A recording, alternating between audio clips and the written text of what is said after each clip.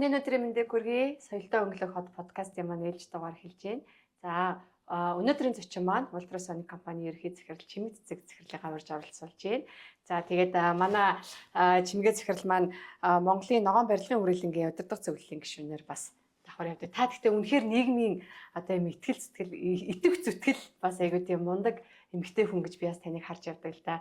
Тийм. Тэгэхээр хоёулаа өнөөдөр одоо яг манай нэвтрүүлгийн одоо тий гол санаа одоо энэ подкастыг хийх гээд байгаа гол санаа ер нь бид нэр соёлтой өнгөлөг хот гэдэг тий соёлтой өнгөлөг хотод бид нэр амьдарч чадчих гинөө. Та дөрөв бас аюу гоё гэсэн. Соёлтой саарл хот юм биш үү гэдэг тий.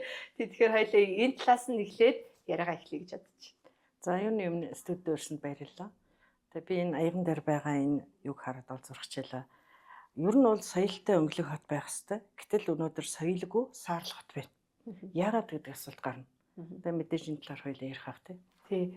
Яг энэ одоо сүүхийн менежмент тий энэ хөрөнгийн менежментийг нутагшуулах гал ер нь бол бас хэрэндээ үзэж байна. Би яг энэ салбарт нэг 10 жил ажиллаж байгаа.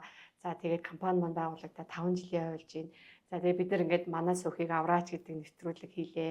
За тэгээд ийм соёлтой өнгөлөг хот гэх подкастыг хийж байна. Нийтээрээ яг энэ хотод амьдрах соёл ер нь бид нар магадгүй бас мэдэхгүй байж болно тий. Тэгэхээр үүнийг жоохон ингээд юм дэлгэрүүлж бас ингээ ойлгуулж тий үнэн бодит байдалтай жоохон нүүр тулгач гэдэг юм уу. Нэг талаас тийм ажлыг бас зохион байгуулъя гэсэн тийм бодолтойгоор л явж байна л да. Тий өнөөдөр технологийн 900. Технологийн 900-д Монгол улс тэр тусмаа Улаанбаатар хот аймгийн төвүүд, сумын төвүүд өнгө төрхөн саарл өнгөтэй гондуу байна гэдэг бол үнэхээр харамсалтай. Тэгээ яагаад гэд ингээд хайхтай зэрэг шалтгаан бол тов тодорхой байна. Тий. Өөрөөр хэлж штэ хүмүүс одоо соёлжмоор байна, хандлагуудаа өөрчлөлмөр байна. Бид одоо нэгэн дээвэр дор зарим одоо чиг үүргээрээ нэгдээд дүрм журмуудаа гаргаад, зохицуултуудаа гаргаад тэгээд тэрийг хүмүүстэй ойлгуулад ингээ явмаар байна гэдэг. Энэ бол яг үнэн. Тэгэхээр би юу хэлэх гэж байна гэхээр Монгол улсад энэ хөгжиж байгаа саарл гэдэг категорид тэнд дуудаж байна. Дэлхийн нийтээр одоо ногоорхын төлөө зорилттой тавьдсан Монгол улс ч гэсэн Парисын хэлцээр дээрээс үр хөлөөс явж байгаа. Харамсалтай нь үүргийн биелэлт нь өнөөдөр хангахдахгүй. Саарл хэвээрээ агаарын бохирдолтой, хөрсний бохирдолтой, дээр нь дуу чимээний бохирдол. Тэгээд дээр нь нэмээд энэ орон сууц ашиглалтын энэ асуудал үнэхээр эзэнгүй орхигдсон ийм талбар болоод хувирсан байна. Мэдгүй биний санаж байгаагаар бол орон сууц нийт аж үйлчилгээний яам гэж хууд нэр үед байсан байлээ. Тэр татан богдсноос хойш төвлөрсөн системдэр болон төвлөрсөн бус системд ирэх энэ одоо нийтийн орон сууц, хувийн орон сууц, хаус хурааллууд, цуслангийн бүс районд байгаа, цаашаад аймаг сумдуудад байгаа энэ айл өрх аж ахуйн нэгжүүч нь бүгдээрээ янз бүрийн технологиудыг ашиглаж байгаа. Эннийх нь ашиглалт эзэнгүй. Дээврийн хэн хизээ салих юм, цонхын хэн хизээ гуах юм, гадна гандсан гундсан пасада хэн хизээ будаж хэдэн жилийн давтамжтайгаар засах юм тэр гээд энэ бүх асуудлууд нь ямар ч хуйлгүй, зохицуулдаггүй, дүрм журмгуулахтай зэрэг өөрөөр хэлэх юм бол дээвэр яамгүйгээсээ болоод энэ асуудлууд бүхэлдээ сүүлийн 30 жил орхигдсон. Энэ талбар дээр л өөрөө ажиллаж байна. Би өөрөө чи харсан. Сөөхөө араа ядаа сөөхөө аврья гэдэг реалити хэлбэрээр энэ асуудалтай хөндөж байна гэж харж байгаа. Тэгэхээр чамд баяр хүргэе. Энэ бол салбарын дуугарах цаг нь болсон. Яагадгүй л Монгол улсад бид тэр тусмаа энэ төвлөрсөн системээр маш олон отгон хорооллууд баригдсан. Ашиглалт нь эзэнгүй. Орон сууцны контор гэдэг субъект байна. Энүүн дээр бол эрчим хүчний зохицуулах хороо тусгай зөвшөөрлийг олгодог. Тэгээд ирэх байхгүй, үүрэг байхгүй. Ер нь ингээд шууд хэлэх юм бол дамжуул хангагч байгууллага ус сувг цахилгаан түгээгсүүлжээ. Улаанбаатар дулааны шөмшүүлжээ. Гэгчлэн энэ хангагч байгууллагуудын энэ кассыг дамжуулдаг. За шуудхан хэлэх юм бол холбоочийн хийдэг л ийм чиг үүрэгтэй л байгууллага байна. Субъект гэж ярина те. Орон сууцны контор. Сөөх гэдэг нь бас ойлгомжгүй. Дээр нь хэн байдгийг, дээвэр яам байхгүй, зохицуулдаг газар байхгүй. Тэгээд энэ сөөх гэдэг бол орон суугчдын дундаас одоо нэг те томилогдсон мэргэжлийн бус ийм хүмүүс. Эднэрт бас ирэх байхгүй, үүрэг байхгүй. Тэгэхээр хоёулаа энэ орон сууцны ашиглалтан дээр ирэх байхгүй, үүрэг байхгүй одоо нэг баг хоосон гэж хэлж болох үс ийм субъектууд байхтай зэрэг энэ асуудал яаж эцэслэгдэхгүй, шийдэгдэхгүй. Тийм болохоор өөрийн ч хувьд үл хөдлөх хөрөнгө гэдэг бол одоо худалдаа авсан өдрийнхөө маргаашнаас эхлээд цэнэн дандаа хадгалагдж идэг. Дандаа өсч идэг. Ийм байх ёстой. Гэтэл Монгол улсад эсэргээрээ үл хөдлөх хурамгийг асар их өртгөөр авчаад өчнөө жилийн зээл хөрөнгөөр авчаад ипотекийн зээлээр авчаад тэгээ маргааш нас нь үл хөдлөх хөрөнгөний үнц нь дандаа унж байна. Шалтгаан нь ердөө ашиглалт байхгүй. Тий. Ийм байгаа шүү дээ. Тэгэхээр энэ дээр бол үнэхээр одоо юу гэдэг нь дээвэр холбооныхон санаачлаад бас энэ одоо юу гэдэг нь таавруудын ашиглалтыг хариуцаж, хотгонуудын ашиглалтыг хариуцаад ажиллаж үтсэн гэж байна. Тэндээс одоо урган гарсан төмөн шийдэгдэж болохгүй энэ тулгамдсан бүр ингээд хаашааш гарцгүй болсон энэ асуудлуудыг арга барахтаа л би реалити хэлбэрээр нийтэд дэлгэж байна л гэж харж байна.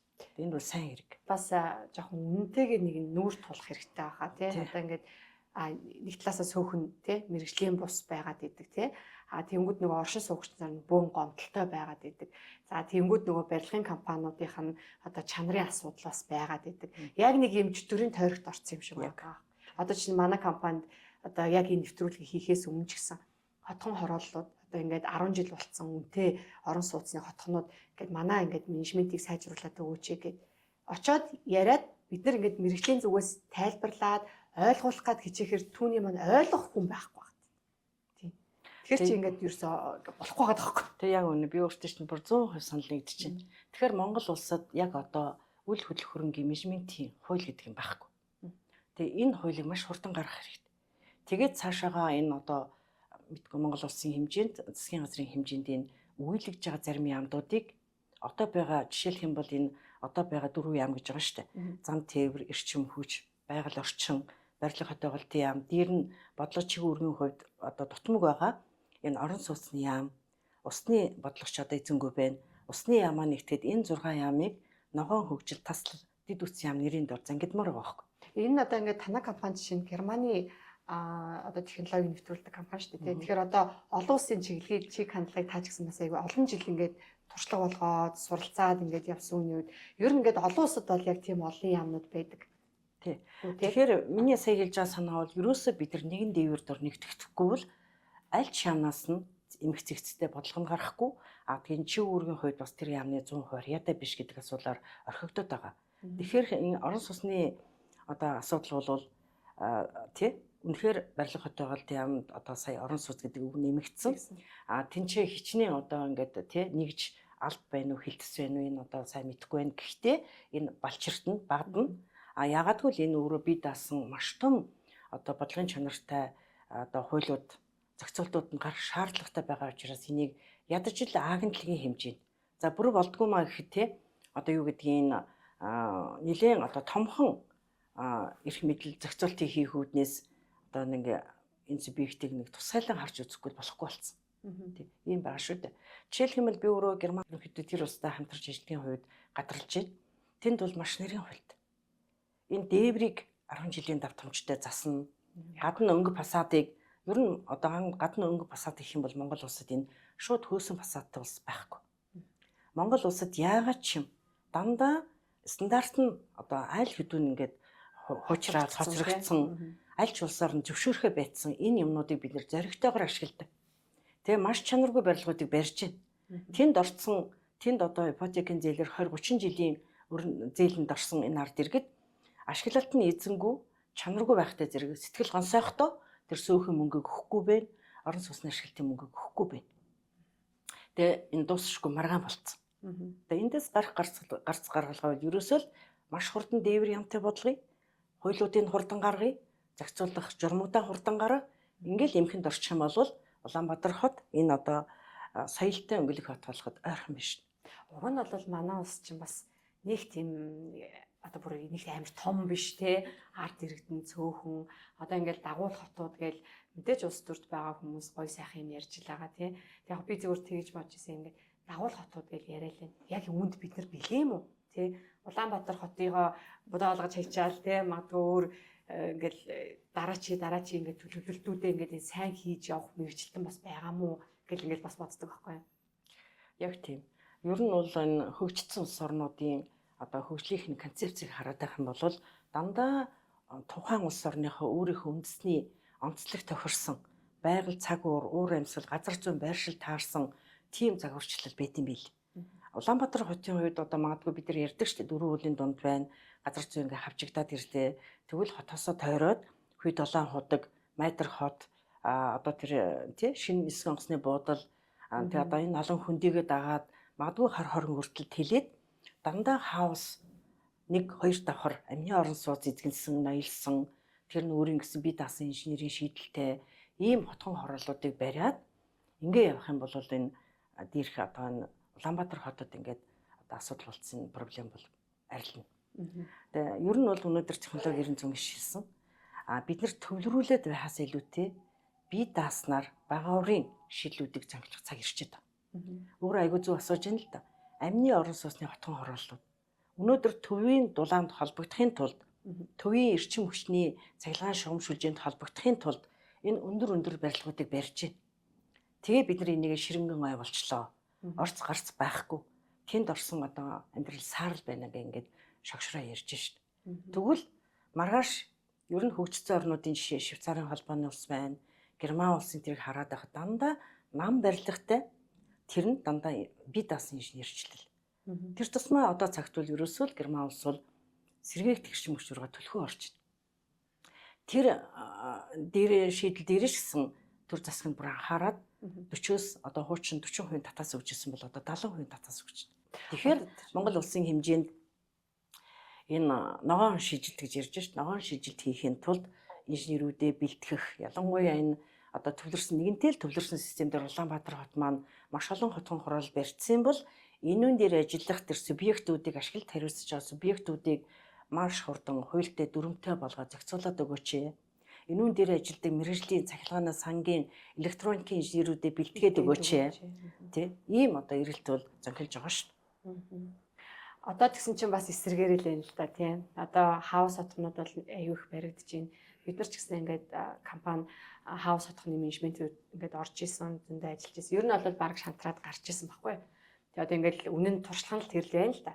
Тэгээд төвийн шугамд орсон нь л илүү давуу тал гэж үзээд байгаа.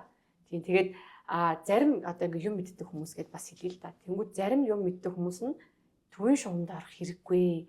Өөрийн их усуртайгаа байя гэд тэр нь илүү давуу талтай гэд тэгэхээр ерөөсөө ингээд масаараа зүгээр л төвийн шугамд л арай гэл ингээд. Тэгээд арай яг мөлий. Тий. Яг энэ бол шүү дээ хөгжсөн баруун Европын тухайлах юм бол Швейцарын холбооны улс, Герман улс, одоо Австри улс гэдэг юм те. Энэ өндөр хөгжилтэй улс оронд энэ чинь эсэргээрээ байна. Тэнд бол эдлэн газартай байхыг хүсэж байна. Тэнд хувийн хаус байх юм бол хамгийн үнцэнтэй газартай байх юм бол энэ нийтийн бэр гэж ярина манай Монгол те. Энэ өөрөө одоо төвийн системд холбогдсон, төвлөрсөн системд холбогдсон энэ одоо өндөр барилгуудад бол энийг нийтийн бэр гэж ярьж байгаа юм чи. Энд бол явтай байна. Тэгтээ одоо шууд хэлэх юм бол одоо нийтийн одоо юу гэдгийг боломж одоо даагуур жишгэлэхэд арай ханшийн ерөнхийдөө нэг сүргийн амьдралтай ийм л категорид ойлгодог. Жинхэнэ одоо чинээлэг боломжтой завчлаар чинээд гэдгийг харьцангуй шүү. Боломжтой улсууд нь агаарт хувийн эдлэн газартай инженерингийн бие даасан шийдэлтэй ийм хаусуудыг тэнцээ хамгийн цэнтэй. Тэгээ Монгол улс яг ийм байх хэрэгтэй байхгүй. Гэтэл эсэргээрээ. Тэгээ энэ ч өөрөө нэг юм хэлж байгаа байхгүй. Яг хөө мэдээж нөгөө нэг юм өртөг бас нөлөөлж байгаа тий. Тэгээд нөгөө нэг таны одоо би бас хэд хэдэн яриаг бас сонсч ирсэн. Зардал өөрөө урт хугацаанд бага байх хэвээр. Эхний зардал өндөр байж болно. Тэгээд урт хугацаанд байнга сар болгон тогтмолж байгаа зардал чинь маш бага байх боломжтой байт юм а гэд тий. Тий, одоо бол инженерчлэлийн шийдлүүд маш гоё болсон. Байгаль дээр дандаа нөхөн сэргээгдэж идэг. Хизээш дуустдаггүй. Тийм учраас нөхөн сэргээгдэж байдаг учраас сэргээгдэх эрчим хүч буюу сэргээгдэх эрх өвсөр гэдэг нэр автсан байна. Энэ шийдлүүд зохиолж байна. Тий. Одоо нараар тогоо гаргая. Салхины хүчээр, ааарын химээр, газрын гүнд байгаа усны дулаанаар халаалтаа халуусаа салхивчаа шийднэ. Тэгээ энд бол эхлээд хөрөнгө оруулалтын зардал гарна, урсгал зардал нь 0. Тэг учраас үнэхээр одоо хөрөнгө оруулалтын зарлыг маш богино хугацаанд нөхөд одоо тэгээд иргэдийг нэрээ чилээхгүй сайхан дэрч чадна. Энэ загварчлал Монгол улсын маргаашийн одоо өнөөдөр ч гэсэн тий бид нэр хэрэгжүүлэх боломжтой. Технологиуд нийлбэг байна, зээлүүд нь их байна. Тэгээд одоо ерөөсөө энэ хэрэгжихгүй биелэхгүй байна гэдэг маань асуудал ерөөсөө л энэ хөрөн ойлголт, ногоон ойлголт гэдэг асуудал байна.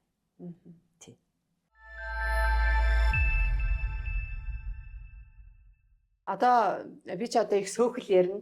Тийм за сөөхийн мэрэгжлийн байдал, мэрэгжил одоо тий оршин суугч нарын соёлтой байдал гэж ярина. Орон сууцны конторыг бас ярина. Гэхдээ би одоо орон сууцны конторыг зөвхөн өөр ингээд судалгаа тий одоо ингээд туршлагын хүрээнд л бас сайн мэднэ. Орон сууцны контор сөөх хоёрыг нэгтгэе гэж ярьдаг штеп хүмүүс тий. Энэ юу н одоо таны бодлоор хэр зөв байд юм бэ? Герман улсад энэ нэг та хуультай. Тэр нөгөө насжилт энтрээ бас тооцоолтой. Тэнд айлуудад байгаа халаалт одоо юу дулааны цахилгааны усны тоолууруудыг алсын зайнаас нэг системээр аваа явуулдаг. Монгол улсад бас энэ одоо дутмаг байна шүү дээ. Бид нар төвийн системд холбогдсон айлууд цахилгааны тоолуурыг усны тоолуурыг ашиглаж байна. Дулааны тоолуурыг ашиглахгүй байна. Тэгээ энэ тоолууруудын залтыг айлын хаалга тогшоод авч байна. Тэгж байгаа. Тэгэхээр энэ бол үнэхээр хоцрогдол. Тэгэхээр Монгол улс хэрвээ хөгжлийг товчлие гэж байгаа бол одоо энэ цахим бас яамтай болцсон цахим ус болж байгаа шүү дээ. Энэ цаг үе дээр энэ одоо айлуудад тавьсан цахилгааны усны дулааны тоолууруудыг нэг цахим системээр алсаас аваа явуулдаг. Энийг ийм Монголиа дээр холбочдөг. Энэ платформуудыг одоо хийх цаг болцсон. Тэг хийхгүй хэлэгдэж байна. Тэр гэхдээ яг одоо жишээ нь иргэдээс гарах одоо зардал гэж хүлээж авбал бас айгүй удан л да. Тэгээ одоо бид нар жишээ нь ингэж байгаа Дархан хотын сөөхийн шинжилтээр манайх ажиллаж байгаа одоо ингээд жил гарсан болж байна. За тэгэнгүүт нөгөө одоо засаг даргын тамгын газраас ингээд 70% санхүүжилтийг нэгээд 30%-ыг нь иргэдүүд ингээд улсаас нь ер нь бол дэмжлэг болж байна гэсэн санаа шүү дээ, тий. Ямар нэгэн дэмжлэг байхгүй бол энэ бас ингээд хөдлөж өгөхгүй. Тэгээ одоо магадгүй тэр нь ямар өртөө өндөртөө байх юм ч гэдэм үү, тий. Тэр уялдаа холбоо нь одоо магадгүй бүр амар одоо ингээд ийм цөөхөн чип тараадаг болсон юм уу? Тэр хөгжил талаас нь яаж хийж болохоор байгаа юм болоо? Хэмжүүлжүүлэх бодлого дээр үү? Тий. Ер нь яг одоо бол яг үдий цагт бол энэ эрчим хүчний тэр эрчим хүч өөрөө дотроо цахилгаан хангамж, дулаан хангамж гэж хоёр чиг байгаа шүү дээ. Чиглэл. Энүүн дээр одоо хуулийн шинжилтийг энэ их хурлын гишүүн одоо инг цэцэг ажлын хэсэг байгуулсан санаачлаад ажиллаж байгаа. Бидний хувьд л яг шин саналуудаа өгч байна. Та нар ч бас өгөх хэрэгтэй. Тий. Тэгээ энэ дээр бол одоо маш хурдан энэ эрчим хүч барилгын салбар дээр реформ хийх асуудал хүлээгдэж байгаа. Гаргалгаа зөндөө байгаа. Тий. Бид нар энэ хөгжсөн орнуудын одоо сайн жишээг магадгүй хулбарлаад авчираад өөртөө ингээд нутагшуулаад хэрэгжүүлээд явах нь бараг л зүйтэй санагдаж байна.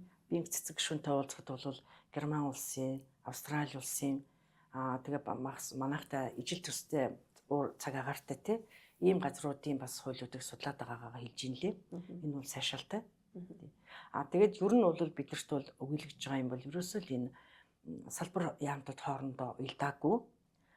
Яг үндэ үл энэ одоо орон сууцны контор сөөх гэдэг энэ одоо ирэх байхгүй, үүрэгч байхгүй, сайн дурын үндсэн дээр бараг шахуу байгуулагдсан мэргэжлийн бүсийн субъектыг маш хурдан олон улсын жишгээр эмхлэх, дээвэр яамтай болох асуудал туйлын чухал байгаа. Тий, одоо ингээд сөөхийн хууль одоо ингээд найруулагдаж байна гэдэг ингээд шинжилсэн найруулга. Угаасаа ер нь бүх л одоо энэ салбарын хуулиуд ер нь бол ингээд шинжлэгдэх хэрэгтэй гэсэн байгаа шүү дээ.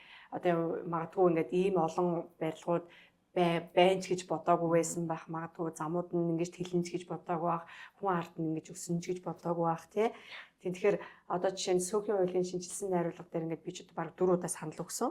Тэгээ одоо ингээд зогсцсон. Тэгээ одоо яах гэж байгааг бас мэдэхгүй. Тэгээ хүмүүс бас надаас асуудаг. Энэ сөөхийн хуулийн шинжилсэн найруулга нь хизээ гарах юм бол гэж ингээд бас асуудаг байхгүй. Тэгээ ер нь ингээд ийм удаашралтай бүр нэг юм ажил явуулчихдаггүй л ингээд гацаачих юм. Тэгэхээр яг өөрөө хэлж штэ. Сөөхийн хууль ингээд гарахгүй байна гэд. Тэгээ гаргах дээд талд нь дээвэр яам хариуцдаг субъект байхгүй байдаг штэ. Зүгээр нэг тэгэхээр одоо энэ санаачлаараа хийж болохгүй л юм. Ганц их урлын гишүүн санаачлаад хийх биш. Энэ одоо жишээ нь яг энэ барилга хот байгуулалтын яам гэж хэлсэн. Одоо барилга хот байгуулалт орон сууцны яам болцсон. Орон сууц гэдэг үгийг хотоос ингээд барилгын яам хамаатуулах гээд авцсан бол одоо энэ дээр нэлээд хэдэн мэрэгжилтэнтэй чадварлаг тэдэн энэ сөөхийн хууль дээр ажиллаж явах хэрэгтэй байхгүй. Гэхдээ миний харж байгаа өнцөг бол Герман улсын жишээгээр ингээд харахад бол сөөх гэдэг бол харуулын мөнгө, цэвэрлэгээний мөнгийг авдаг сайн дурын байгууллага. Орон сууцны контор нь дулааны цахилгааны усны мөнгийг одоо айл өрхүүдээс аваад айл алын хаалгыг тогшоод аваад тэрийг дамжуулагч байгууллагаараа дамжуулж идэг ийм л одоо эрхчгүй үргэжгүй юм дундын субъект. Тэгэхээр энэ хоёрын чиг үүргийг нэгтгээд эрэхтэй, үүрэгтэй хариуцлага үүрдэг, асуудлыг шийддэг ийм одоо талбар болгож хуурихын зүйтэй байгаа байхгүй. Тэгээ энэ чинь хэлэхэд харж байгаа үндсэг бол юу гэхээр бид цахилгаан шугамшилжийг жоохон цэгцэнд оруулсан явдсан билээ Монгол улсын хэмжээнд. Дулааны эрчим хүч айгу дутмаг явдаг байхгүй. Тэгэхээр эндээс юу харагдж байна гэхээр яг цахилгаан шигээ одоо энэ дулаан дамжуулж байгаа эрхийг Улаанбаатар дулааны шугамшилжийн дүлдээх тэр түгээх эрхийг орон сууцны конторууд руу өгье гэхээр конторууд нь ийм одоо чадамжгүй субъект. Тэгвэл энийг миний харж байгаа өнцөг л орон сууцны контор сөө хоёрыг нэгтгэхэд хүүт болгомоор байгаа. Хэрэглэгчдэд үйлчилдэг төв болгоод яг цахилгааны хэрэглэгч нарт үйлчилдэг төв гээд дөрвөн бүсэд байж байгаа шүү дээ. Баруун зүүн өмнөд хойд гээд. Яг энэ шиг орон сууцны контор хүүт хоёрыг нэгтгсэн тэр дулааны асуудал, усны асуудал одоо тэр байрнуудын ашиглалтын асуудлыг бүгдийг хариуцуулаад төвлөрсөн бус дээр бүх асуудлуудыг хариуцуулаад Улаанбаатар хотын хэмжээнд бүсчлээд 4 аргионд замаадгүй 5 бүсэд энэ хэрэглэгчдэд үйлчилдэг төв хүүт гэдэг юм байгуулад л цааш явмаар санагдаж байгаа. Энэ хүүтэн дээр ямтай байх хэрэгтэй. Одоо ингэдэг л дээ яг та бол Германы жишээг бас төлхөө ярина. Би болохоор ингээд бас Япон талаасаа судалж исэн болохоор ярина л да. Японд болохоор одоо тэр оршин суугч нар нэгдээд тэр одоо сөөгч юм уу мэдгүй юу гэдэг нэртэй чинийг тэрийг бол байгуулад тэгээд зүгээр аутсорсинг хийдэг компаниудад ингээд үйлчлэгээнүүдээ өгөөд зөвхөн хяналтаа тавьдаг. Иргэд оршин суугч нар гэсэн. Яг зүгээр миний одоо бас нэг талаараа жоохон уйлдахгүй байх магадлалтай гэж бодож байгаа зүйл юу гэхээр орон сууцны контор сөөх хоёр гэд нийлчгээр одоо нөгөө хяналт хийн тавих вэ тий за мэдээж нөгөө нэг цэвэрлэгээ үйлчилгээ энэ төр бол бас хялбархан ажил хийгдээд байх бах тэгэнгүүт одоо нөгөө байшингийн насжилтад таны хэлсэндээ нөгөө нэг дээврийн насжилтыг тооцоод хуримтлалын сан хаана үсэж явах вэ? Одоо бид нар чинь ингээд нэг юм сан тонноод гэл ингээд нэг тэгж ярьж байгаа шүү дээ тий ингээд ямар юмны сан гэл одоо хин тонцсон гэл ингээд ярьдаг шүү дээ тий. Тэгэхээр тэр эрсдэл бас ямар байх бол гэж би бас бодоод байдیں۔ Магадгүй миний санаа бол одоо жишээ нь аутсорсингийн компани одоо жишээ манай компани шиг аутсорсингийн компани тэр цэвэрлэгээ үйлчлэгээ харуул хамгаалалт одоо юу гэдэг тэрийг хийчихнэ. Яг тэр сөөх дээрээ тэр хуримтлалын сан үүсээд тэр нь одоо мэдээж магадгүй сүүхийн даргын мэдлэлт биш. Хуримтлалын санг захиран зарцуулах нь бол тэр удирдах зөвлөл, хяналтын зөвлөлийн шийдвэрээ гаргадаг ч гэдэг юм уу. Ер нь дийлэнхээрээ ингээд Улаанбаатар хотын бүх барилгууд хуримтлалын сан байхгүй. Тэгээ энэ чинь нөө хууль дүрм зохицуулттай холбоотой. Тэгэхээр харж байгаа онцгой ерөөсөө орон сууцны конторуудыг сөөхтэй нэгтгээд хүүт болгоё, хүүт нь мэрэгжлээ. Тэн цахилгаанаас сангийн электроникийн айл дагшин зургийн тавиад өгчдөг, электроникийн засвар хийждэг, цонхын засаад өгдөг мэрэгжлийн ийм байгууллагад бий болоод хяналтыг оршин суугчид өөрсдөө хийнэ. Хяналтаа сайн хийгээд одоо чанар сайн байх юм бол үйлчилгээний хүн трипүүдийг мэдээж оршин суугчид бид нэр өгнө. Тэрийг одоо тэндээс хуримтлалын сангаа байгуулах хэрэгтэй. Тэндээс одоо тэр асуудлыг шийдсэний дараагаар юу яах вэ? Энэ бүгдийг зохицуулсан дүрм журм хууль нь хэрэгтэй байгаа учраас маш хурдан энэ орхигдсон талбарыг дээвэр ямтай болох асуудлыг л одоо нэхмээр байна. Та ингээд барилгын ассоциац гэж яддаг шүү дээ. Тэгээ барилгын ассоциацийн удирдах зөвлөлийн одоо гишүүнээр бас аюу олон жил миний мэдх юм байгаа. Тэгэхээр одоо манай одоо ах нар гэж яриа л та тий одоо барилгын ассоциацийн энэ хүмүүс маань яг энэ талаар ер нь ямар ойлголттой ер нь дэмжлэг хэрвэдий одоо тэгэл нэг дуурдаг хитэн л хүн байдаг юм шиг л надад санагдаад байдаг байхгүй юу? Тий. Дахин хэлье өнөөдөр технологийн 900 Монгол улсын технологийн 900-д Монгол улсын барилгын чанар хүрэн байна шууд л хэлье. Яагаад шилжилтийг хийхгүй вэ гэхээр одоо юу гэдгийг одоо миний харж байгаа өнцгөл ерөөсөө л ард иргэд энэ салбараас чанарыг нэхэхгүй байна. Ард иргэд өөрсдөө энэ одоо маш олон төвлөрсөн системээр барилгад баригчлаа шүү дээ. Орсон хойно чанаргүйг нь гайхаад байна.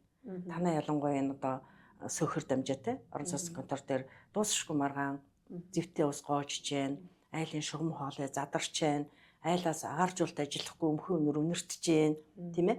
Тэгээд одоо тэр орцсон чинь юу гэдгийг дээд дод хоёр айлын ус алдахтал маргааны хийж чадахгүй. Хоёр иргэний асуудал болгоод дүүргөрөө шүүх рүү явдаг. Тэгвэл одоо энэ миний чи бүгдийн тэр хөгжсөн улс орнууд сайн жишээ байж шít бэлхнэ. Бид нар бас туулсан байгаа л да тий. Тэгээд туулаад энэ шин айл хөдөн шийдсэн дээвэр ямтай байна. Тэгээ хэрэглэгчдэд үйлчилдэг мэрэгжлийн том субъект баймаар байгаа. Тэд нь эрхтэй үүрэгтэй. Хоёр айлын усалдсан маргааныг шийдэд өчтдөг. Ийм мэрэгжлийн субъект авах хэрэгтэй байхгүй. Энийг л бид нар одоо даруйхан ихмээр бас Монгол Улсын засгийн газар энд анхаарад яарвчилмаар байгаа. Одоо тэгээд хөгжөөгүй зүйлс зөндөл байна л да. Тэгээ яг хуу технологи бол бас харьцангуй гайгүй орж ирж байна. Тэгээ одоо ингээд залуу одоо компани захирлууд ч гэдэг юм уу те. Тэгээ угаасаа нөгөө технологич өөрөө ингээд бид нар дээр ирчихэж байгаа байхгүй. Тэгэхээр харьцангуй технологийн мэдээлэл бол байх. Бид нар бас хэр өөртөө бэлэн байгаа юм бэ те. Бид нар энийг авахд хэр бэлэн байгаа юм бэ гэдэг чинь л бас асуудал болоод байгаа юм шүү. Тий. Тэгвэл ер нь бол барилгын норм, дүрм, норматив стандарт гэж байгаа шүү дээ. Гэхдээ бичиг цаас бид нар ч амар сайтай юм шүү. Би бол тэгж бодоод байна. За стандартын хувьд бол байхгүй юу гэхээр байдаг. Хэрэгжилт байхгүй. Хэрэгжилт байхгүй гэдэг хяналт байхгүй гэсэн. Хин хянах юм бэ гэвэл ард иргэд өөрсдөө. Энэ үл хөдлөлт байхгүй. Тий, оролцоо байхгүй. Үл хөдлөх хөрөнгийн худалдаа авч байгаа ард иргэд энэ өнгө мөнгөнд хуурдагдаад одоо интерьер дизайнд анхаарах биш. Энэ ханны цаана ямар инженерингийн шийдэл тавьсан, зэвэрдэг шугам тавьсан уу, зэвэрдэг гүйг тавьсан уу? Миний энэ одоо олон жил амьдрах байшинд тий агаарчлалт нь юу юм бэ? Хэрэгцээний хал усны шугам задарчих үгүй юу? Энэ бүгд одоо барилгын тэр ханны цаана орсон инженерчлэлийн чанарыг мэддэг, ойлгодог, тэр чанарыг нэгчээдэг байх хэрэгтэй. Тэгээ энэ юм би бас нэг онцлмоор байна. Маш олон Монгол улсад үйл хөдлөх хөрөнгийг зуучилдаг энэ зуучин байгууллагууд байна. Тий? Ирмаг центр гэл олон гадны одоо сүлжээч байна. Энд байр зарж байгаа, зуучилж байгаа, иргэд рүү одоо тэр олон жилийн үн цэнийг шингээж байгаа энэ улсууд энэ талын мэдлэг ерөөсөй байхгүй. Зүгээр ногоон гэхдээ ногоон барилга гэхдээ зэрэг гадна талдаа хүүхдийн тоглоомын тал бай. Ногоон зүлэг мод тэрцэн байвал ногоон гэж хараад ахшгүй. Үгүй юм аа. Ногоон гэж яг юу хэлэх юм бэ? Эрчим хүчийг хэмнэж гин үү? Тэр барилга дээр усны ашиглалт нь бага байна уу? Их байна уу? Одоо тий өрөөний тоогоор олон одоо сантехникийн өрөө зурцсан байна уу? Хийцэн байна уу? Үгүй байна уу? Дашаа одоо тийм хийцэн газар дээр энэ үл өрөө эрчим хүчний асар өргөө зардал гэж үзнэ. Ногоон барилгын шалгуур тийм байгаа шүү дээ. Тэгээ зургаасаа эхлээд ногоон байх хэрэгтэй. Тий. Эрчим хүчийг хэмндэг байх хэрэгтэй. Тэгээ энэ бүгдийг ойлгосны дараагаар зөв ойлголтын дээр суурилсан зөв сонголтыг хийгээд тэнд үл хөдлөх хөрөнгөө маргаашнаас нь худалдаа авсны маргаашнаас эхлээд үн цэн нь хадгалагдж яадаг, дээшээ бүр өсөж яадаг ийм субъектүүд рүү бид нар анхаарах хэрэгтэй. Тэгээ гэтэл энэ ч зуучин улсууд ойлголт байхгүй орж байгаа хөрөнгөө ингээд хамаг одоо хэдэн жилийн одоо хөтөлбөрөөрөө үл хөдлөх хөрөнгө авч байгаа ард иргэд бид нар өөрсдөө бараг буруутай одоо зүгээр л яваад орчдөг. Тэгэл дээд айлаас усаалддаг, доод айлаас өмхөй нүнэртдэг. Подвал үзлүүд авах юм байхгүй, нуль чиг, тэг шум хоолой задарцсан. Дулаана тал ураар тооцдоггүй, хангаж байгуулгын дарамтанд орчихсон. За тэгээд дараагаар нь тэр тоолуурын заалт малдаг ав харгачлал байхгүй, мэрэгжлийн хүн байхгүй тэнд нь. За тэгээ ерөөсөө л энэ орхигдсон талбар. Одоо яармаг бүхэлдээ зэвтэй ус байж ах жишээтэй. Яармаг гэхгүй Улаанбаатар бүхэлдээ зэв. Гэтэл одоо дэлхийд ер тухайлхан бол Герман улсууд ерөөсөө зэвэрдэг шугам хоолойг мэдгүй тэр тийш 50-60 жилийн өмнө салсан шүү дээ. Би өөрөө ингээд германуудтай ажилладаг хүний хувьд сургалт семинар, маркетингийн форум юмд явж байхад одоо ингэж хэлж байгаа шүү дээ. Та зэвтэй ус яаж ийгээд долоод тэгээ энэ шугам тавьбал зэврэхгүй гэдгийг л ойлгуулна гэж хэлсэн чи би бүр инээд хүрэх шиг. Манай тэр чигтээ зэв. Цэнгэг ус нь ерөөсөө хайгаад ховор гэдэг л юм хэлмээр санагддаг байхгүй. Тэгээ ийм л эмгэнэлтэд дүр төрхөөр орцсон байна. Дэлхийн нийтээр цэвэр зэсээр огт зэвэрдгүй тусгай доторлогоотой полипропилен ийм тусгай ангиллын шугам хоолоогоор унтнав сууж байгаа шүү дээ. Тэгээ гэтэл Монгол улс бол тийм биш байна. За миний бодож байгаа бол энэ Монгол улсад өвчлөл үнэхээр сүлгээд үнэхээр хүнд байдал байна. Энэ үл ерөөсөд цэнгэг ус цэвэр устай холбоотой гэж хэлнэ. Тэгэхээр энэ дээр ажилладаг лабораториуд хомс байна. Мэргэжилтэнгүүд байхгүй байна. Усны лаборатори ер нь байхгүй шүү дээ. Тэгээ цэвэр усны лаборатори байхгүй юм чинь Монгол улсын хэмжээнд одоо ус сувг дээр нэг лаборатори бий. Галийн ерөнхий газар дээр нэг лаборатори бий. Энэ өөрөө хязгаарлагдмал өөрсдийнхөө одоо зарилтын хүрээнд усаа тестэлдэг. Энэ олон хотоос гадагшаага амны орон сууц, хаусууд, цуслангийн бүс районд за төвлөрсөн систем дээр ч гэсэн бид нар яг юу ууж байгаа юм бэ гэдгээ усны лабораториор дуртай үедээ очиод тестлүүлдэг. Ийм л байх ёстой шүү дээ.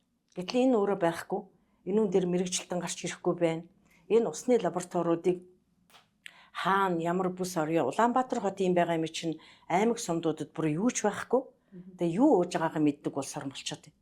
Тэгээ энийг л одоо бодлогыг гаргаж ирэх, хуулиудыг гаргаж ирэх, зохицуултуудыг хийдэг усны яам хэрэгтэй байна.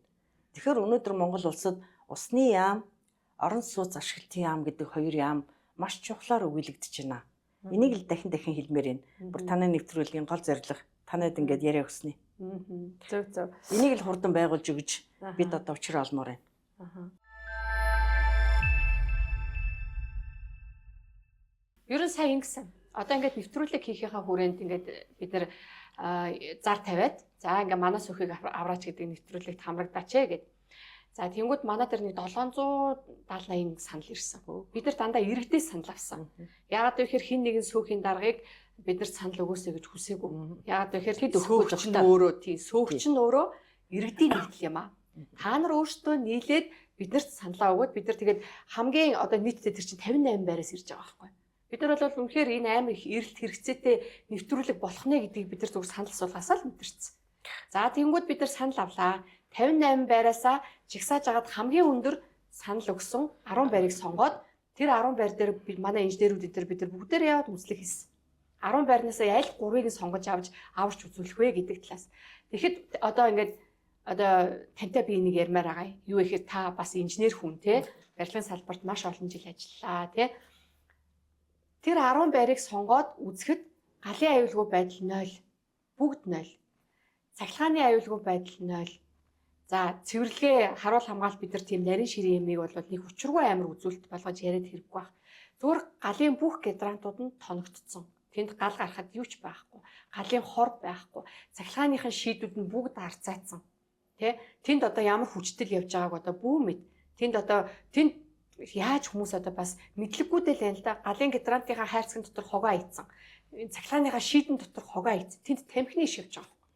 Тэр галын шийдийг би цахилгааны шийдийг одоо шатаах нь шүү дээ. Тэр байшингараа нэг ингээд гал дөрвөлжүүлэх эрсдэлтэй байгаа хгүй. Тэгээд цэвэрлэгээ үйлчилгээ бол за одоо тэрийг одоо бүр яриад юугүй. Тэгээд нөгөө барилгын насжилтуудаа барилгын цуурал, энэ тэнд хагарсан, хэмхэрсэн бүх зүйл. Одоо жишээ нэг байшингийн одоо дундын өмчлөлийн одоо коридорт нь арцетик байгаа хгүй. Тэр арцетик нь тэр таазныхаа дээр тэргээр юу асаах гэж байгаа юм бүү мэд. Тэгэд ерөөсө хүүхдэд ерөөсө ямар ч ил байхгүй гэдэг. Ингээд үнэхээр зүгээр стресстэй. Тийм стресс баг авч байгаа хгүй. Тэгээ яг тэр дундаасаа бид нэр ингээд 3-ыг нь сонгоод за соёлын өв талаас наркта шарыг авъя. За ер нь бол баг анхны лаг шир зэрэглэлийн орон сууц байсан нэг сингл орон сууцыг авъя гэд 39-р байр. За одоо шинэ байшин тий шинэ байшин одоо юунаас нь эхлээд анхаарах хэрэгтэй юм бэ гэд happiness town-га 3 төсөл сонгож авч байгаа. Тэгэхэд ер нь тэр дундаас ингээд сонголт хийхийг зүгээр барилгын талаас нь сонгоё гэхэд бүгдээрээ муудсан байгаа. Тэнгүүд яг зүгээр нэг 3 нэршил өгчөөж л бид нар сонгож авлаа л та. Тэгэхээр барилгын чанар за тэр инженерийн шугам шүлжээний одоо ашиглалт чанар энэ бүгдийг одоо нэг сайхан ойлгомжтой байдлаар та нэг тайлбарч өгнө. Чи яг өөрөө хэлж ийн л да. Тэгээс та нөгөө суцын барьдаг одоо дамч хүн шиг сайн хэлж байна. Ер нь бол шинэ барилга, хуучны барилга гэж бид нар ярьдаг тийм. Энэ хоёрын чанар яг өдий цагт ашиглалт нь адилхан муудсан байна гэд. Шинэ хэрнээ маргааш нь муудчаад байна гэж хэлж байна. Тэгэхээр энд ерөөсөө угсрал цэвэрлүүлэлт тийм стандартыг ерөөсөө мөрдөхгүй байна. Чи хэлж шít цахилгаан аюултай байна, галан аюултай байна. Ер нь энэ Монгол улсын хэмжээнд одоо энэ аж ахуйн нэгж айл өрхүүдэд энэ галын гидрант нэг 50-аас 100 м улаан шаланг нэг хайрцаг коридорт нь хайрцаг тавьчаад нэг шаланг татдаг энэ систем бол баруун Европод бүр 60 жилийн өмнө байхгүй болсон. Бид нар дэлхийгээс бүр ингээд байхгүй болсон мартагдсан зүйлийг л Монгол улсад ашиглаад байгаа нь үнэхээр харамсалтай. Энүүн дээр мэрэгжлийн байгууллагууд байгаа бол маш хурдан ажиллаад одоо энийг жагсаалтаас нь хасмаар байгаа байхгүй. Тэгэхээр би юу хэлж байгаа нэхээр цахилгааны одоо угсралтай асуудлыг ярил л да. Суйрлуулалт цахилгааны одоо энэ суйрлуулалтыг чинь Герман улсуудад жишээ хэлье. Энэ айл болгон дээр аж ахуйн нэгж болгон дээр цахилгааны шугам 1.5 м-ийн шалнаас 1.5 м өндөрт арсетик нь унтраалга нь тавигддаг. Журамтай. А Монгол улсад энийг мөрдөхгүй. Ийм стандарт байхгүй. Захиалагчийн хяналтал муу юм байна. Тэгэхээр 1.5 м гэдэг чинь одоо хүүхэд бага насны хүүхэд тогон цохиолохгүй, тийш нь янз бүрийн одоо юм хүм хийхгүй, аюулгүй бүс гэж ярина шүү дээ. ус унаал цацраал гал гарах юм. Тий. Одоо Монгол та нар гэр гэрт ингээ хараад үзээрэй манай одоо бүх хэрэглэгч нар арзеткын доор байна уу? Унтраалгын доор байна уу? Энэ бол үнэхээр стандартгүй тод жишээ. Тэгээд цаашаага ярих юм бол бид нар энэ яг нэг хуучин шалны халалт гэдэг юм гарснаас болоод шалаар радиатороос одоо хуваарлыг шаардсанаас радиатор руу шууд шалаар халаалтаа татж гэн халаалтын шугам хоолой хэрэгцээний халуусаа явуулж гэн ундны цэвэр усны шугамаа шалаар татж гэн тэгээд цахилгааныхаа шугамыг хэлбэршүүлээд богино утас орно гэд шалаараа явуулчих гэн. Тэгээд ингэхээр чинь одоо шал манай шалан дээр доод айлын таазан дээр бүх одоо инженерчлэлийн сувгчлал шугамшүүлж ийн явж байна. За тэгээд тэн чинь мэдээж муу шугам хийх юм бол шугам задарна. Тэгээд тэнд тавигдсан бүх юм нэг нөгөөгөө устгаад бүгд капут. Тэгээд ийм л одоо цэвэрлүүлтийн ямар ч стандартгүй одоо ийм маш олон барилгууд баригдсан. Нууц биш үнэ. Бас олдохгүй. Зураг нь олдохгүй одоо жишээ. Яг тий. Одоо зураг байхгүй учраас энэний далд нь юу байгаа юм одоо нөгөө цахилгааныхын зураг иж бүрэн зураг ерөөсөй байхгүй. Яг нэг ганцхан зөвхөн нөгөө барилгын нөгөө юм хийцэл мэдслийн зураг байгаа хгүй. Тэгчээ цахилгааныхын зураг нь байхгүй, дулааныхын зураг нь байхгүй, юмныхын зураг нь ерөөсөй байхгүй. Тэгэхээр ч одоо тааж энэ ханыг өрөмтөх гэдэг байгаа. Тэгээ энэс гарч гаргалаа бол ерөөсөй Герман улс яаж шийдсэн бэ гэвэл барилгын салбар дээр тогтолцоон одоо Герман улс бол аагаас яг хүртэл барилгын архитектор гэдэг ганц субъектэр байна. Архитектор бол тэр байшингийн одоо бүх аагаас яг хүртэл бүх процессыг хариуцаад тэнд 5-аас 5 биш бүр 50 жилийн баталгаа өгөөд 30-аас 50 жилийн баталгаа өгөөд тэгээд хамгийн сүүлд төлхөр гардуулах нөхцөлийг тэр архитектор өгдөг. Монгол улсад эсрэгээрээ барилга барих тухай ойлголт нь 10 агентлаг тараастай.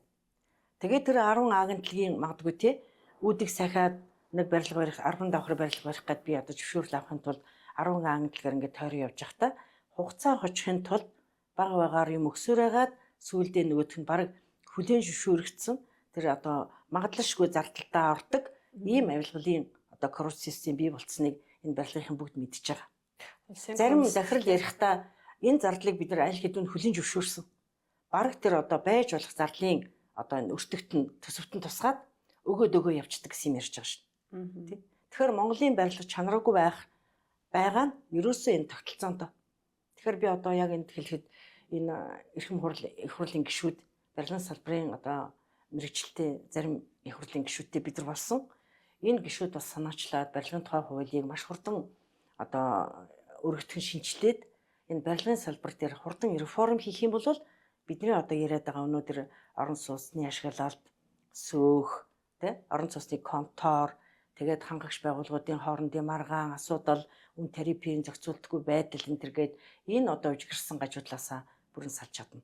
Тэгэхээр дахин онцлоход Монгол улсын хувьд бол энэ барилгын тогтолцоог зөвхөн архитектор гэдэг субъект рүү олгочих юм бол бид нар одоо ямар ч коррупцгүй авилгалгүйгээр архитектор тэнцээ бүх юмаа хяналтаа хийн орчин цагийн ашиглалтын коэффициент өндөртэй хамгийн сайн технологиудыг сонгуулна, тэрийг хянана, тэгээд эцэстээ хамгийн сайн барилгыг хэрэглэгчдийн гар дээр авчираад өгөх боломжтой л гэж харж байгаа. Гарц зүйл ерөөсөө л энэ. Тийм яг хуу одоо мэдээ сайн барилга ярьчих юм бол тэнд ашиглалт гарахгүй шүү дээ. Ашиглалтын алдаа заахгүй байхгүй. Тийм. Тийм шүү дээ урт хугацаанд. Тэгээд Герман улсад бол энэ авсны маргаашнаас одоо ингээд асуудал үүсдэг юм ерөөсөө байхгүй. 10 жилийн дараа, 20 жилийн дараа одоо энэ хугацаанд болсон учраас энэ дээврийг солих гэж байна гэдэг юм ярьж шүү дээ. Тэнд. Тэгэхэд одоо манайхд чинь татвар төлөгчдийн мөнгөөр тий нэг 10 20 жил болж байгаа байшингийн дээврийг сольж гин, фасадыг сольж гин. За тэгээд чулуугүй байшингийн одоо энэ өндөр барилгууд чинь энэ жил их бороотой байсан шүү дээ. Нийтийн сошиал сүлжийн дээр зөндөл бид нар харсан. Ерөөсөө тусаалгаа очиж байна.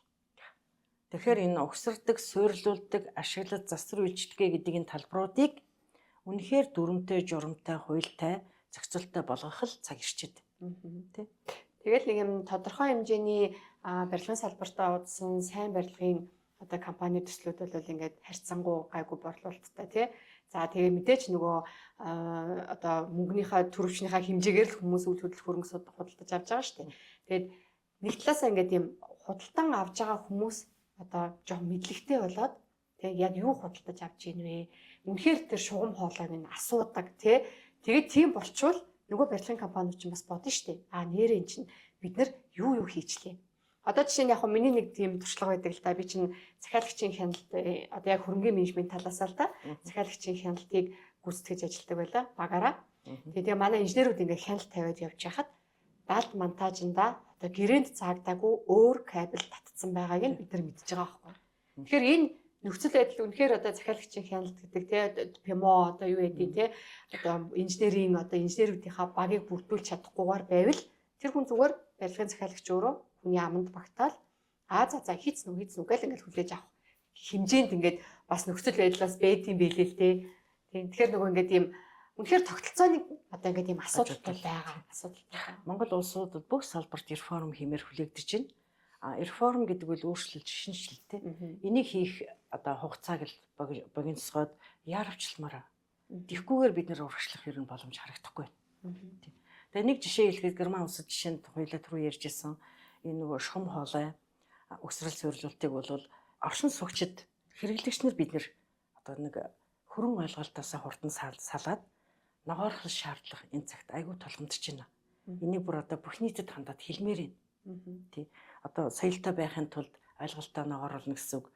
Хотоо өнгөлөг байхын тулд ойлголтоо ногооруулна гэсэн үг шүү дээ, тий.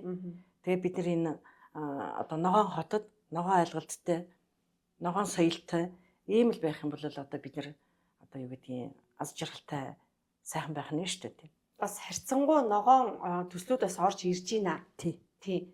Одоо миний мэдж байгаагаар бол одоо хоёрч бай. Neo City гэдэг төсөл яармагт хэрэглэж байгаа тий. За тэгээд яг тэр яармгийн яг наадталд нь бүр стандарт авцсан тийм барилга байна. Тэгэхээр ер нь бол хөгжил бас харьцангуй тийшээ явж байгаа байх гэж би бас харагдав. Тэгээд ер нь ажиглаад байхад одоо ингээд иргэд өөрсдөө л хянаа. Залууд иргэд хянахгүй болохтэй зэрэг энэ байдал хэвээр үргэлжлэнэ. Иргэдийн оролцоо өндөр болоод хөрөн ойлголтоос сараад ноороод бүх салбарт ирээс чанарыг нэгэх юм бол Монгол улс хөгжихэд алга эргэлхэнд тань шүү дээ. Иргэдийн оролцоо асар чухал. Тийм, барилгын компаниудын бас захирлууд ч гэсэн бас арай өөр хардаг болж байна. За хөрөнгөний менежмент гэдэг дээр юун дээр нь анхаарах уу гэж зөвлөгөө авдаг болж байна. За тиймүүд бид нар үнэхээр л одоо тэнд хүмүүс амьдрах гэдэг учраас бид нар одоо харилцаа холбоо буюу тэр иргэдийн оролцоог л дэмжихгүй болвол та нар ингээд үнэхээр гой байшин барьсан ч гэсэн дараа нь хэдхэн жилийн дараа муудахыг ерөөсөө үүсэхгүй. Тэгэхээр иргэдийн оролцоог иргэдийг соёлтой болгох одоо тэр одоо нөгөө дүрм журамтай болгох тий энэ одоо ингээ манай хотхны дүрм журам ийм юм ийм соёлтой юм бид нар ингээ үйлчлэгээ авахаасаа гадна өөртөө та бас ямар хариуцлагатай байх юм бэ гэдгийг нь ойлгуулж өгөхийг одоо хүсдэг хүмүүсээс аюул гарч ирж байна. Тэрнээс гадна аюул чухал бас юм байна. Манай энэ барилгын салбар дээр хөрөнгө оруулсан хүмүүс гол чухал юм руу фокуслохгүй. За магадгүй интерьер дизайн загвар руу их хөөцөлдөд яг тэр одоо ханы цаана хийж байгаа тэнд бүр магадгүй 100 жил байх те ийм одоо инженерчлэлийн энэ одоо сувгчлал те халаалтын халуун усны хүйт усны энэ шум хоолой сүлжээ агаржуулалтын систем дээр нь одоо цахилгааны кабель те энэ бүхэл одоо инженерчлэлийн энэ юмыг хамгийн орчин үеийн олон улсын ISO стандартын чанарыг хангасан Европын холбооны тэр тюб чанарын тэмдэглэгээ хангацсан энэ юмнуудыг аваад тавьчих юм бол эргээд дундын зардал сөөхтөр маргаан ерөөсөө гарахгүй. Тэгээд Монгол улсад нэг хэрэгжээсэй гэдэг нөхцөлт байна. Энэ бол Монгол улсын бүх барилга төвлөрсөн бус дээр Монголоос бас бүх улс оронд хараар зардаг.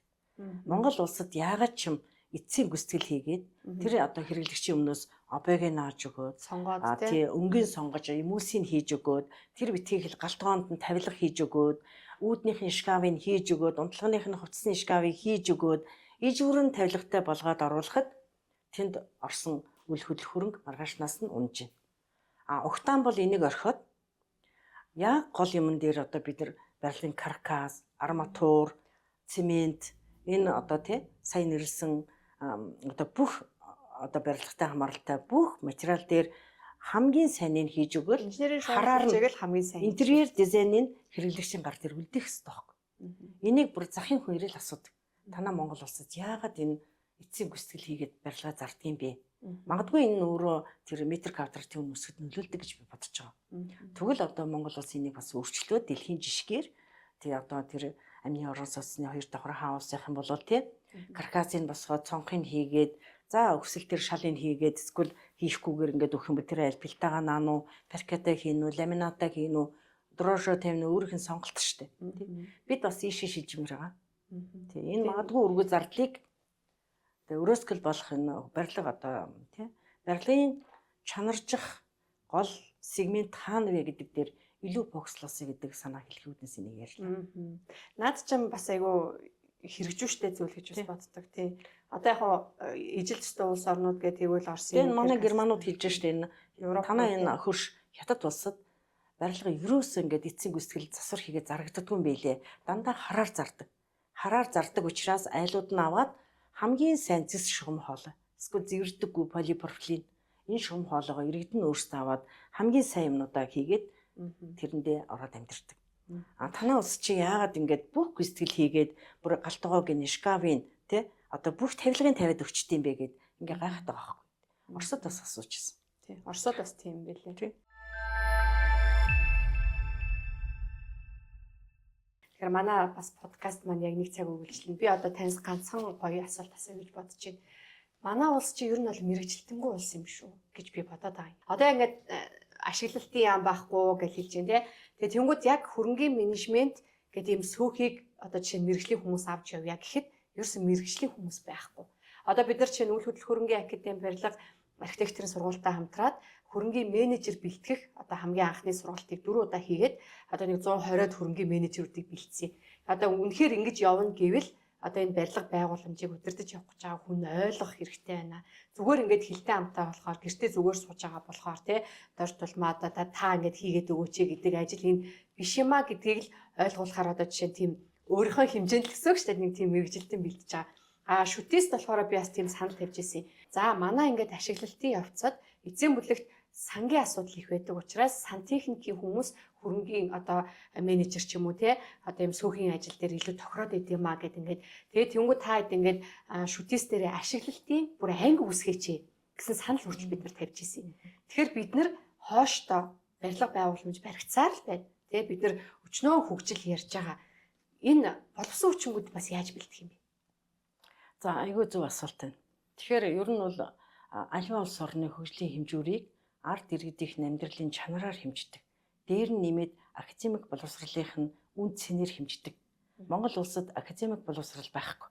Өөрөө яг асууж штэ. Энэ юу хэлж ийн гэхээр одоо орон сууцны контор сөөх, орон сууцаа зэгцтэй ногооноор аваа яваа гэхээр мэрэгчлэн байхгүй. Энэ бол ерөөсө туйлын үнэ. Жишээлхэд одоо бид нар энэ боловсролын яамны асуудал руу орж ирж байгаа байхгүй энэ ч одоо.